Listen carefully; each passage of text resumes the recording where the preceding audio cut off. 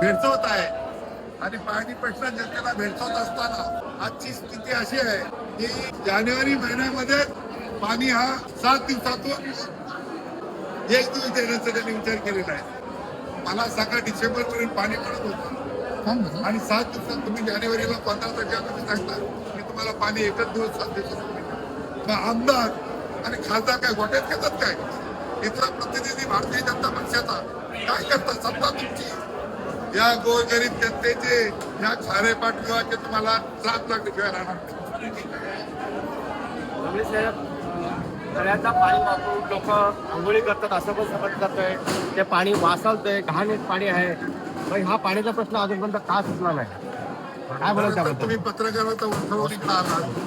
बोरी तला बघितलात का तुम्ही? बोरी तलाचा पाणी जर बघितलात एवढा विषारी पाणी आहे आणि लोकांना नाव असतो तिथे कपडे धुवायला लागतात. तुम्ही जाऊन त्याची शूटिंग करा आणि त्या खासदार आमदार आणि जे आता उभे राहिले जे धनुष्यबाण घेऊन बसले त्या धनुष्यबाणाचे पण ते सत्तेताज आहे. त्याचे उपमुख्यमंत्री एकनाथ शिंदे साहेब आहेत. मग त्यांना त्याची कल्पना नाही आहे. फक्त निवडणुकीला पैसे आणायचे आणि लोकांना सांगायचे पैसे घ्या आणि पैशावर मतदान करून घ्यायचं एवढंच त्यांनी आता ठरवलेलं आहे. परंतु जनतेच्या विकासाला त्यांनी खील घातली. ओके, धन्यवाद.